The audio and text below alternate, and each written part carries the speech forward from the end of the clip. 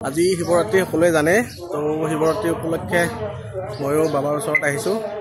তো আহিছোঁ মানে কি একদম ঐতিহ্যমণ্ডিত শিৱ মন্দিৰ এটাত আহিছোঁ তাৰ পৰা তুলিছে কলপাতেৰে অৱশ্যে ঢাকি গৈছে তো এইটোৱে শিৱ মন্দিৰ এনেকৈ যায় ভিতৰলৈকে আৰু এয়া চাওক আপোনাৰ 1992 চনতে এইটো আপোনাৰ স্থাপিত কৰা হৈছিলে বাকীখিনি বাৰু মই কম আগলৈকে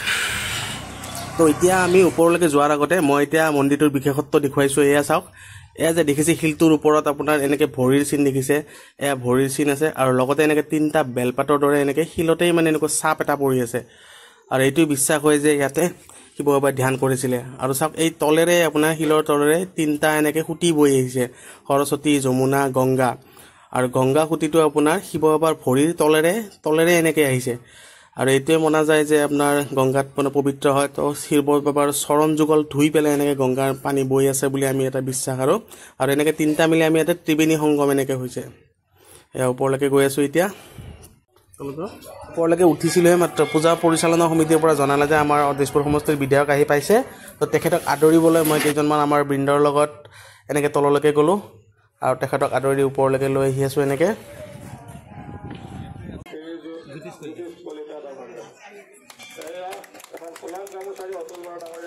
আৰু এয়া আমাৰ অতুল বৰা ডাঙৰীয়া নতুনকৈ বনোৱা খটখটিকেইটা এনেকৈ ফিটা কাটি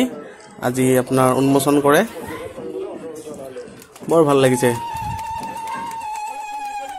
আৰু এই হিচাপতে অতুল বৰা ডাঙৰীয়াক এখন মানপত্ৰৰে সম্বৰ্ধনা জনোৱা হৈছে আৰু সম্বৰ্ধনা জনাইছে আমাৰ আজীৱন সভাপতি জ্যোতিষ কলিতা ডাঙৰীয়াই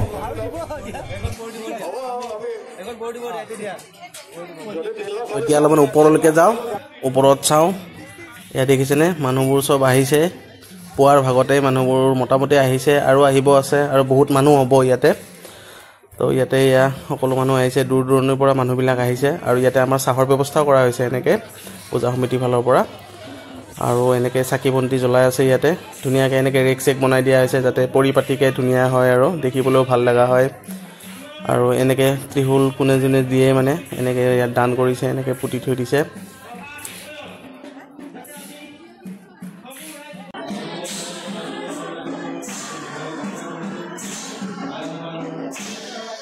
এনেকৈ চাকি বন্তি জ্বলাইছে বাবাৰ ওচৰত আৰু এয়া আমাৰ স্থানীয় আমাৰ আয়তীসকলৰ দ্বাৰা ইয়াতে আমাৰ নাম প্ৰসংগ চলি আছে এনেকৈ মানে ভাল লাগে এটা এয়া আমাৰ স্থানীয় ব্যক্তি দুজন মানে ইয়াতে ভোগ বনাই আছে আৰু এয়া ভক্তপ্ৰাণ ৰাইজে শৃংখলাবদ্ধভাৱে ভোগ গ্ৰহণ কৰি আছে এইবাৰ বুফে ছিষ্টেম কৰা হৈছে সেইবাবে বৰ ধুনীয়াকৈ সোনকালে ভোগখিনি খোৱা হৈছে মানুহবিলাকৰ আৰু এয়া ৰাতিৰ বাবে আমাৰ ইয়াতে পূজাৰ যা যোগাৰ চলি আছে আৰু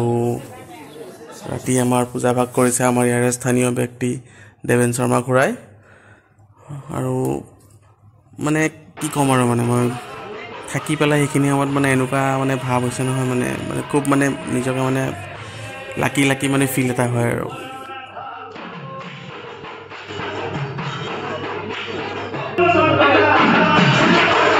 পূজা চলি থকাৰ লগতে সমান্তৰালভাৱে ইয়াতে নাগাৰা নাম দল দুটা উপস্থিত হয় আৰু পৰিৱেশন কৰে ইয়াতে মানে সকলো মানুহে নাগাৰা নাম চাই পেলাই মানে ভালে পায় তো আমিও ভাল পাওঁ এয়া চাওক মানুহ মানে ধেৰ মানুহ আৰু